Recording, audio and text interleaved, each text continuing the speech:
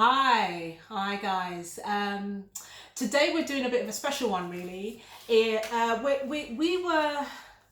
called it Curious Questions because not so much that they're curious, but because we were at the Curious seminar.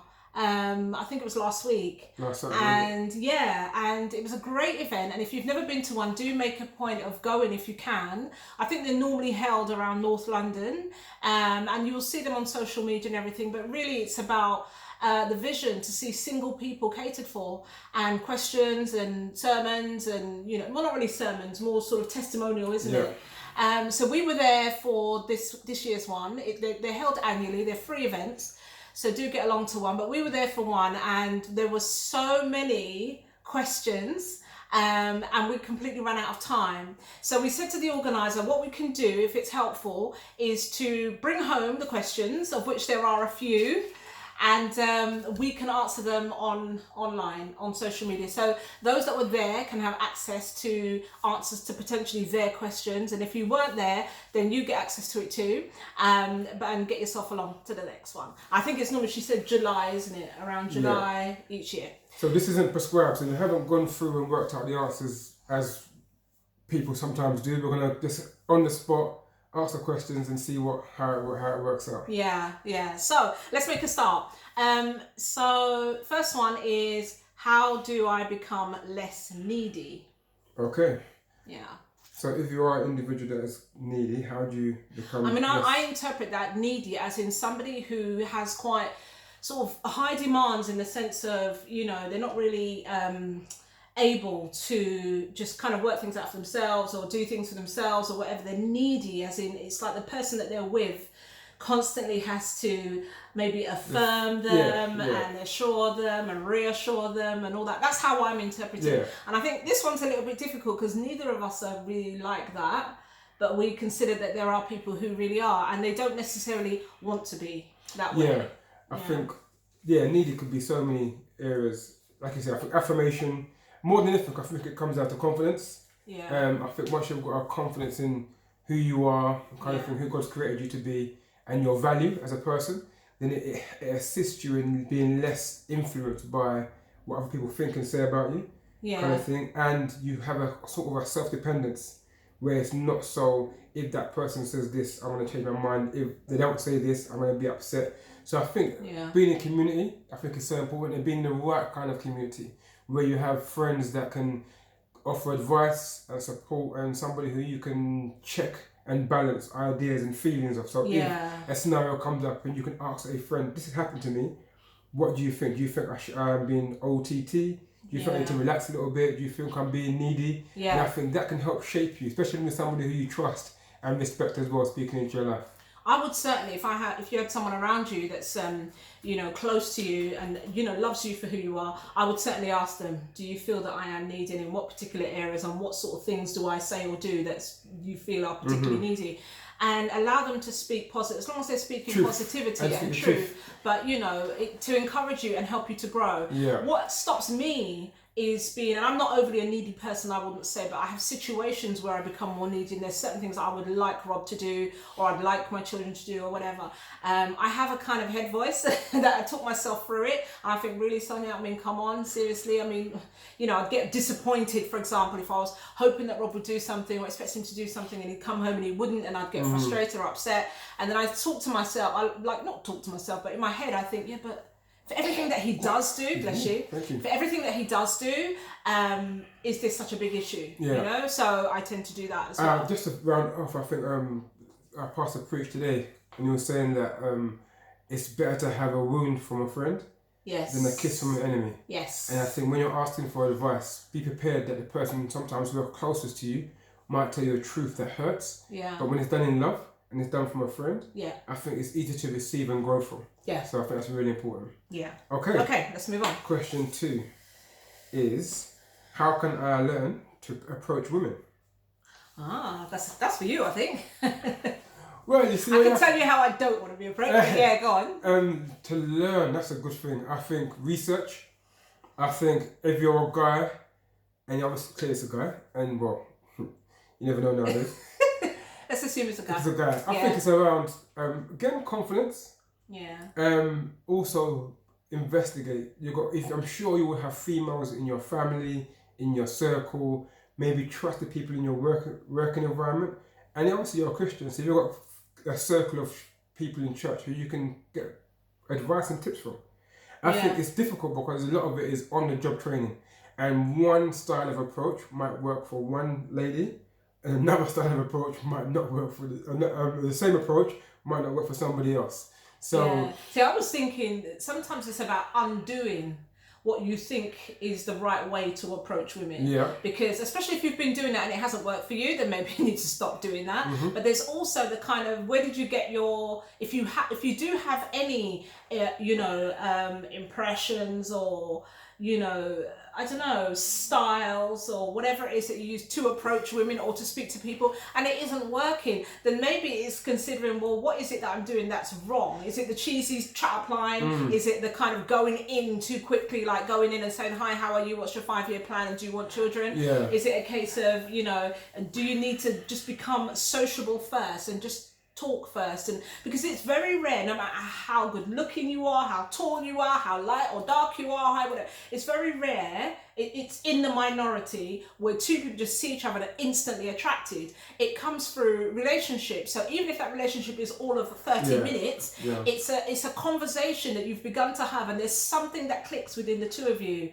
and that can grow. So it's not a case of, no matter how confident you are, doesn't mean that you will instantly get women who want to speak to you. And I think it's also about I think some people make it get complicated when it comes to the opposite sex. You get nervous. I think there's no difference in how you would build a relationship with a guy. Obviously, there's different dialogue, but actually, you as an individual, how do you build relationships? Full stop. So saying that makes me think, because I had a lot of male friends, you had female friends, but my male friends they didn't turn into boyfriends. They were my male friends. Yeah. And I was very comfortable around them. And maybe if you're going in with a view to, I'm looking for a wife, that's right. then that's probably going to make you feel more nervous. You're not in your comfort zone. You're second guessing everything, being sensitive, watching what you say.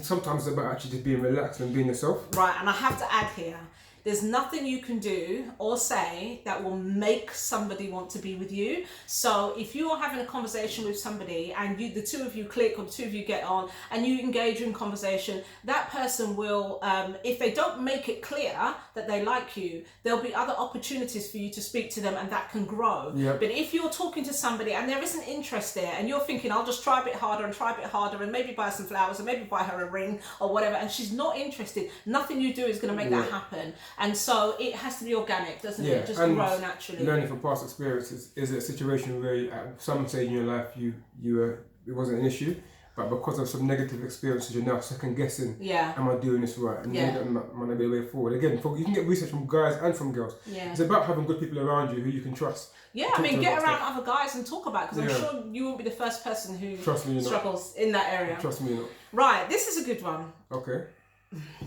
I had a dream I married my best friend. Do I tell him? But our friendship means so much. That's always a tricky one. Yeah. I think I've not experienced that. Okay. So, but trust me, you might have experienced it, but not been aware of it. As far as there might have been the opposite around with a guy.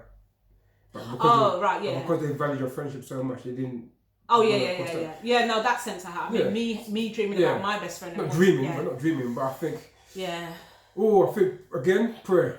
That's what I would say, because sometimes the enemy will, because of somebody, if it's your best friend and someone you spend time with and you invest in and you get on, sometimes you can dream about scenarios that are what they are, dreams.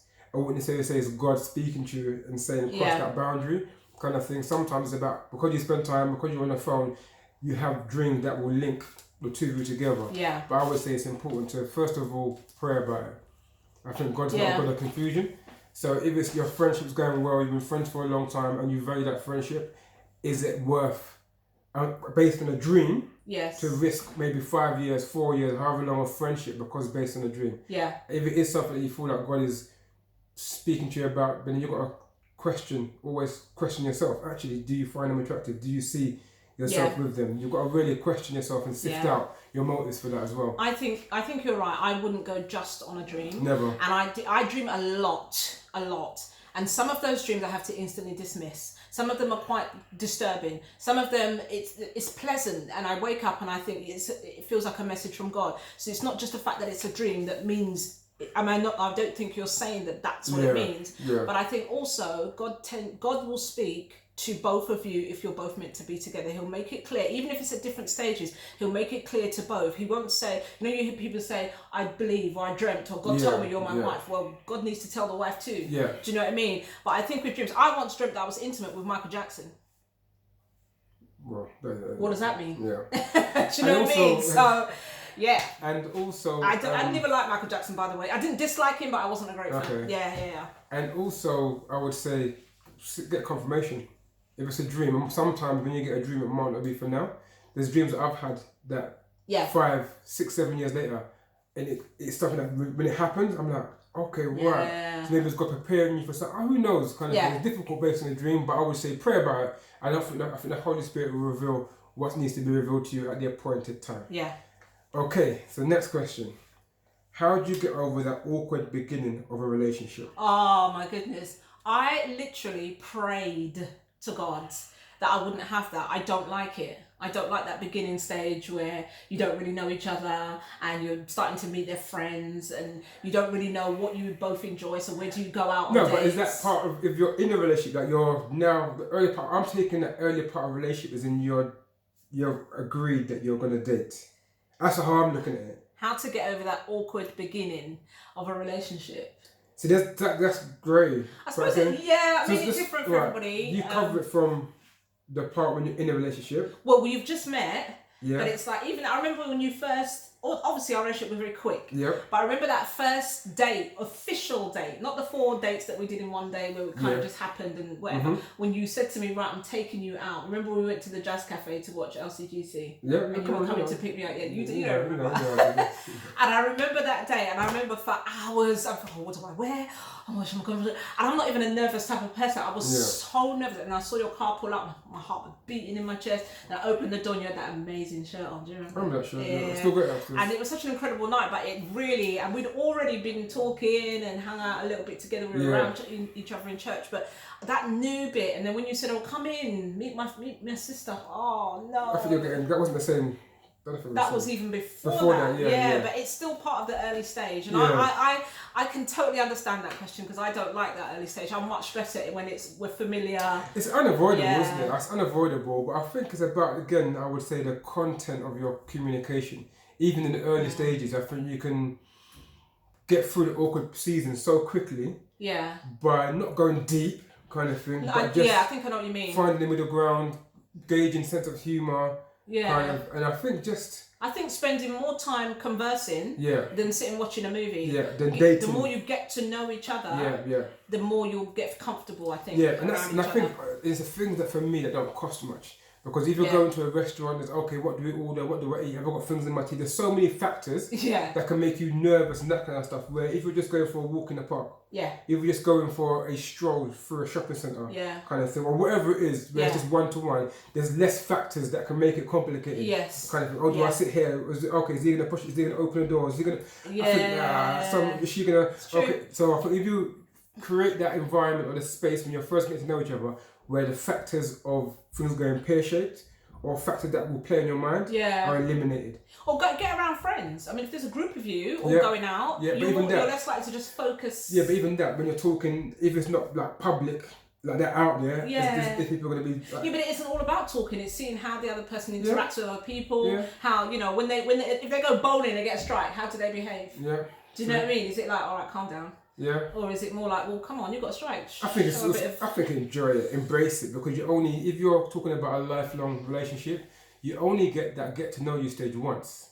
And that's, I think, sometimes we kind of get so caught up in that, you miss the experience of getting to know somebody. Yeah. Because you're so trying to impress and do that kind of stuff, but I think I actually enjoy it. I literally prayed that we could move away from that quite quickly, and praise God. God answered that prayer, and I felt like we got through that pretty quickly. Yeah? Yeah. Cool. Yeah. Is it my question or your question now? Well, I don't know. It's someone's question. What's the likelihood of the guy leaving if the girl approached him first? That's a weird one. I don't really get that one. I suppose the whole thing of he who finds a wife, so the whole culture of it should be a man that approaches the woman. So, for example, if the woman approaches the man, does the man then not value the woman as much or the girl as much? Because that's how much I'm getting from it. A lot of people ask the question, should it be the guy that approaches on or the woman? And I'll be honest with you, I've said it before in other videos, I'm very old fashioned and I want to be approached, so to speak. But also what we've got to be mindful of and careful of is if you are the initiator, if you're the one that approaches the guy, you're the one that maybe suggests the dates, you're the one that, you know, and all of that, and then you want your man to be the head of your home and a decision maker and a provider and all that kind of thing. Sometimes it can be difficult to switch it, you know, because you've got used in that relationship, you've got used to initiating. And for me, I think of when you think about your friendships and relationships, there are some people who you tend to be the leader in the group or the leader out of the two of you because they're not very decisive. It might be that you're in another group, you're more quiet and think because there's someone who's really strong-willed and really sort of you know, a typical dictator or whatever. And I think in your relationship, I am a believer of kind of start as you mean to go on. I know that can sound very old-fashioned, but I think for me, I want to be wooed, I want to be approached, I want to be, you know, because I'm a very strong character, and so I want to kind of have opportunities to lay that down and let you take over, you know? If approach is let's go for a coffee, that's cool. That's not but we all know that coffee to one person is something coffee, different let's go to someone else. Should we go and spend some time together then? I don't think there's an issue with a woman doing that. I don't think there's an issue with it, but I'm just saying be mindful that if you, because the thing is, I just, you know me, I wouldn't do it for the fear of rejection. I wouldn't ask. But I think I'm a great believer if a guy likes you, you know, or if you as a girl, you like someone, but it's like a mindful, you make it known. You make it known, but it's like a mindful. Not blatant, but you're, she's beside you again. You know what I mean? And she's laughing really loud at I think jokes. It's like a mindful though. I think it's such a, like I say, I don't advocate for playing games, but I suppose it's that how do you keep that intrigue, that chase and pursuit, but not because you've got some people like we've experienced that they like somebody and they just boom full in everything. Just got, and how do you get that balance? Well, we mustn't forget that God is in control. And so a lot of the time we think about what, not in control. Yeah, of course it is, but then don't forget people try and take things in their own hands. No, that's what I'm saying. So if we remember that God is in control, sometimes we're so busy thinking about how to do it, when to do it, who to do it, this, you know, just like, do you know what? Relax. If God has a wife for you, or if God has a husband for you, do what you need to be doing. Get busy, serve, do what you're doing. The person will find you as long as you're not just doing what you're doing in your front room. Unless you're the postman, do you know what I mean? But, you know, just get busy and let's not get too caught up in, right, I must do this, I must do that, I must go here, I must go there, I must book in for every single singles conference that's going, you know, every weekend of the year. So just be mindful about that as well. Okay, so the next question says, no one approaches me, nor finds me attractive. What do I do? I find that hard to believe. Although, no, I can believe that if no one approaches you, but there's someone for everyone. I do believe that unless you are called to singleness, I believe there's someone for everyone. And your attractiveness is not in your outer beauty. Because you've seen women, I've seen women who are stunning to look at. The exterior is beautiful. They are flawless, you know, whether it's the makeup that's making them flawless or the whatever it is. And yet they're not every man. And if the men that are falling at their feet may be doing that for all the wrong reasons. Your beauty is in the character and person that you are, and that will always come forth. But if you're not somebody who makes themselves available socially, then it's hard for people to recognize that character. But if you find that difficult and you are busy serving, and that means whether it's in church, whether it's homeless people, whether it's in your workplace, whether it's in your community, whatever it is, if you are busy serving, people will see your beauty, they'll see your heart, they'll see what you stand for. And I've seen women, we've all seen people. But it might be guys. Yeah, but guys have a beauty too. No, but I'm saying, but it might be a guy. You're talking about... It could be. Male or female, Male or female. But we've all seen people, I mean, you know, that we think, how did that happen? Like... Is that what you do? No, I'm just being real. Wow, okay. I'm just being real. Don't pretend like I see it. But we've all had that, like, just to hear my heart, people are punching above their weight, right? Like, you know, or you marry up or whatever they call it, whatever. But the fact is the person is beautiful. The character of the person is beautiful. So whether it's male or female, I think whether you're beautiful, handsome, whatever you want to call it, there is a beauty about you. And it doesn't need to be purely external. Physical, No, I think not again, at all. I'll go back to my default.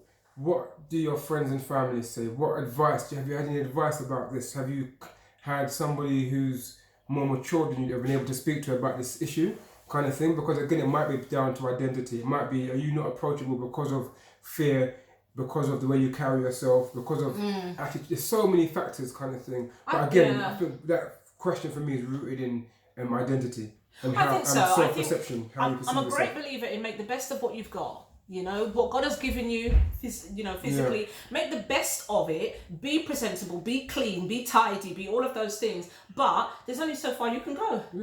Because the fact is, you could do all of the makeup and the false hair, or the men can do the false hair now, whatever it is, you can do all of that. But when you meet the person, they're gonna see the real deal. Do you know what I mean? Unless you're gonna sleep and eat and bathe and all of that stuff, they're gonna see it. So you may as well let them see it up front and decide that they love you for who you are, not just what's on the external. Okay. Yeah? So, any tips on how to overcome easily getting offended and upset by what people say or do to me? Okay. Yeah, I think, again, that's similar to the very first question we asked, as in knowing yourself.